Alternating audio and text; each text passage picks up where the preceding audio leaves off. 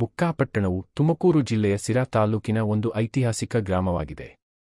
ಈ ಗ್ರಾಮದ ಪ್ರಮುಖ ಆಕರ್ಷಣೆ ಮತ್ತು ಜೀವನಾಡಿಯೇ ಬುಕ್ಕಾಪಟ್ಟಣ ಕೆರೆ. ಕರ್ನಾಟಕದ ಅನೇಕ ಪುರಾತನ ಕೆರೆಗಳಂತೆ ಈ ಕೆರೆಯು ಕೃಷಿ, ಕುಡಿಯುವ ನೀರು, ಪಶುಪಾಲನೆ ಹಾಗೂ ಗ್ರಾಮೀಣ ಜೀವನಕ್ಕೆ ಆಧಾರವಾಗಿತ್ತು. ಈ ಪ್ರದೇಶವು ತನ್ನ ಸಮೃದ್ಧ ಪರಿಸರ ಇತಿಹಾಸಕ್ಕಾಗಿ ಜಾಗತಿಕವಾಗಿ ಪ್ರಸಿದ್ಧಿಯಾಗಿದೆ.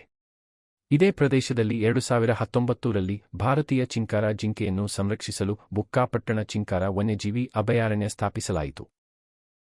ಬುಕ್ಕಾಪಟ್ಟಣ ಪ್ರದೇಶದ ಇತಿಹಾಸವು ಸಿರಾ ಪ್ರದೇಶದ ರಾಜಕೀಯ ಮತ್ತು ಸಾಂಸ್ಕೃತಿಕ ಇತಿಹಾಸದೊಂದಿಗೆ ಬೆಸೆದುಕೊಂಡಿದೆ. ಈ ಭಾಗವನ್ನು ಹಲವಾರು ಸಾಮ್ರಾಜ್ಯಗಳು ಆಡಳಿತ ನಡೆಸಿದ್ದವು. ವಿಜಯನಗರ ಸಾಮ್ರಾಜ್ಯ, ಬಿಜಾಪುರ ಸುಲ್ತಾನರು, ಮೊಘಲ್ ಆಡಳಿತ, ಹೈದರ್ ಅಲಿ, ಟಿಪ್ಪು ಸುಲ್ತಾನ್, ಮೈಸೂರು ಒಡೆಯರು. ಈ ಆಡಳಿತಾವಧಿಯಲ್ಲಿ ಸಿರಾ ಭಾಗವು ಒಣ ಪ್ರದೇಶವಾಗಿದ್ದರಿಂದ ಮಳೆನೀರನ್ನು ಸಂಗ್ರಹಿಸಲು ಕೆರೆಗಳನ್ನು ನಿರ್ಮಿಸುವ ಪದ್ಧತಿ ಬಹಳ ಮಹತ್ವ ಪಡೆದಿತ್ತು. ಬುಕ್ಕಾಪಟ್ಟಣ ಕೆರೆಯು ಇದೇ ಕಾಲಘಟ್ಟದಲ್ಲಿ ನಿರ್ಮಾಣಗೊಂಡು ನಂತರ ಹಲವು ರಾಜವಂಶಗಳಿಂದ ಅಭಿವೃದ್ಧಿಪಡಿಸಲ್ಪಟ್ಟಿತೆಂದು ಸ್ಥಳೀಯವಾಗಿ ನಂಬಲಾಗಿದೆ. ಬುಕ್ಕಾಪಟ್ಟಣ ಕೆರೆ ಹಲವು ಶತಮಾನಗಳಿಂದ ಗ್ರಾಮೀಣ ಜನರ ಬದುಕಿಗೆ ಪ್ರಮುಖ ಆಧಾರವಾಗಿದೆ. ಇಲ್ಲಿಯ ಸುತ್ತಮುತ್ತಲಿನ ಜನರು ಈ ಕೆರೆಯ ನೀರನ್ನು ಆಧರಿಸಿ ಅಡಿಕೆ, ರಾಗಿ, ಜೋಳ, ಕಡಲೆ, ಶೇಂಗಾ ಮತ್ತು ಇತರೆ ಬೆಳೆಗಳನ್ನು ಬೆಳೆಯುತ್ತಾರೆ. ಸಿರಾ ಭಾಗದಲ್ಲಿ ಮಳೆಯ ಅಭಾವ ಹೆಚ್ಚಿರುವುದರಿಂದ ಕೆರೆ ನೀರು ರೈತರಿಗೆ ಜೀವನಾಡಿಯಾಗಿತ್ತು.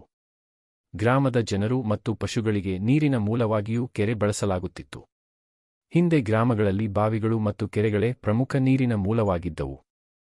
ಕೆರೆಯಲ್ಲಿ ಮೀನುಗಾರಿಕೆ ನಡೆಯುತ್ತಿದ್ದು ಸ್ಥಳೀಯ ಜನರಿಗೆ ಉದ್ಯೋಗ ಮತ್ತು ಆದಾಯದ ಮೂಲವಾಗಿತ್ತು.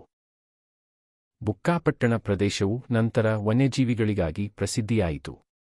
ಸಮೀಪದಲ್ಲಿರುವ ಬುಕ್ಕಾಪಟ್ಟಣ ಚಿಂಕಾರ ವನ್ಯಜೀವಿ ಅಭಯಾರಣ್ಯವು ಕರ್ನಾಟಕದ ಪ್ರಮುಖ ಹುಲ್ಲುಗಾವಲು ಪ್ರದೇಶಗಳಲ್ಲಿ ಒಂದಾಗಿದೆ. ಇಲ್ಲಿ ಕಂಡುಬರುವ ಪ್ರಮುಖ ವನ್ಯಜೀವಿಗಳು: ಚಿಂಕಾರ ಜಿಂಕೆ, ಮೊಲ, ನರಿ, ವಿವಿಧ ಪಕ್ಷಿಗಳು. ಕೆರೆ ಮತ್ತು ಸುತ್ತಲಿನ ಪರಿಸರವು ಪಕ್ಷಿಗಳು ಮತ್ತು ಪ್ರಾಣಿಗಳಿಗೆ ನೀರಿನ ಮೂಲವಾಗಿತ್ತು. ಬುಕ್ಕಾಪಟ್ಟಣ ಕೆರೆ ಗ್ರಾಮೀಣ ಸಂಸ್ಕೃತಿಯ ಭಾಗವಾಗಿತ್ತು. ಹಬ್ಬಗಳು ಮತ್ತು ಜಾತ್ರೆಗಳು ಕೆರೆ ತೀರದಲ್ಲಿ ನಡೆಯುತ್ತಿತ್ತು. ಗ್ರಾಮಸ್ಥರು ಸೇರಿ ಕೆರೆ ಸ್ವಚ್ಛಗೊಳಿಸುವ ಪದ್ಧತಿ ಇತ್ತು. ಕೆರೆಯನ್ನು ಕಟ್ಟುವುದು ಮತ್ತು ಕೆರೆಯ ಹೂಳೆತ್ತುವುದು ಸಮೂಹ ಕಾರ್ಯವಾಗಿತ್ತು. ಹಳೆಯ ಕಾಲದಲ್ಲಿ ಕೆರೆಗಳನ್ನು ಉಳಿಸುವುದು ಸಮಾಜದ ಜವಾಬ್ದಾರಿಯೆಂದು ಪರಿಗಣಿಸಲಾಗುತ್ತಿತ್ತು. ಇಂದಿಗೂ ಬುಕ್ಕಾಪಟ್ಟಣ ಕೆರೆ ಕೃಷಿಗೆ ಸಹಾಯಕವಾಗಿದೆ. ಆದರೆ ಅನೇಕ ಹಳೆಯ ಕೆರೆಗಳಂತೆ ಈ ಕೆರೆಯು ಕೆಲವು ಸಮಸ್ಯೆಗಳನ್ನು ಎದುರಿಸುತ್ತಿದೆ: ಮಳೆಯ ಕೊರತೆ, ಹೂಳು ತುಂಬಿಕೆ, ನೀರಿನ ಮಟ್ಟ ಕುಸಿತ, ನಿರ್ವಹಣೆಯ ಕೊರತೆ. ಆದರೂ ಈ ಕೆರೆ ಸ್ಥಳೀಯ ಜನರ ಜೀವನ ಮತ್ತು ಪರಿಸರಕ್ಕೆ ಇನ್ನೂ ಬಹಳ ಮುಖ್ಯವಾಗಿದೆ. ಸಿರಾ ತಾಲ್ಲೂಕು ಅರೆ ಒಣ ಪ್ರದೇಶವಾಗಿರುವುದರಿಂದ ಕೆರೆಗಳು ಇಲ್ಲಿನ ಜೀವನಾಡಿಯಾಗಿದ್ದವು. ಹಳೆಯ ರಾಜರು ಮಳೆನೀರನ್ನು ಸಂಗ್ರಹಿಸಲು ಪರಸ್ಪರ ಸಂಪರ್ಕ ಹೊಂದಿದ ಕೆರೆ ವ್ಯವಸ್ಥೆಗಳನ್ನು ನಿರ್ಮಿಸಿದ್ದರು. ಬುಕ್ಕಾಪಟ್ಟಣ ಕೆರೆಯು ಕರ್ನಾಟಕದ ಪಾರಂಪರಿಕ ಜಲಸಂರಕ್ಷಣಾ ಪರಂಪರೆಯ ಒಂದು ಭಾಗವಾಗಿದೆ.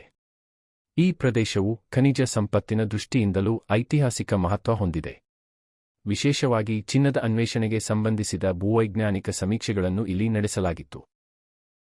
ಇಲ್ಲಿನ ವಿಶಿಷ್ಟವಾದ ಮರಗಿಡಗಳ ಸವನ್ನಾ ಮತ್ತು ಹುಲ್ಲುಗಾವಲು ಪ್ರದೇಶಗಳು ಮೇವು ತಿನ್ನುವ ಪ್ರಾಣಿಗಳಿಗೆ ಅತ್ಯಂತ ಅನುಕೂಲಕರವಾಗಿವೆ. ಈ ಪರಿಸರ ಸಮತೋಲನವನ್ನು ಪುನಃ ಸ್ಥಾಪಿಸಲು 2024ರಲ್ಲಿ ಅಕ್ರಮವಾಗಿ ಆಕ್ರಮಿಸಲ್ಪಟ್ಟಿದ್ದ ಸುಮಾರು 300 ಎಕರೆ ಅರಣ್ಯ ಭೂಮಿಯನ್ನು ತೆರವುಗೊಳಿಸಲಾಯಿತು.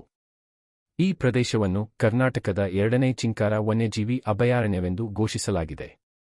ಇದು ಸುಮಾರು 148 ಚದರ ಕಿಲೋಮೀಟರ್ ವ್ಯಾಪ್ತಿಯನ್ನು ಹೊಂದಿದ್ದು ಭಾರತದಲ್ಲಿ ಚಿಂಕಾರ ಜಿಂಕೆಯ ದಕ್ಷಿಣ ಅಂಚಿನ ವಾಸಸ್ಥಳವೆಂದು ಪರಿಗಣಿಸಲಾಗಿದೆ.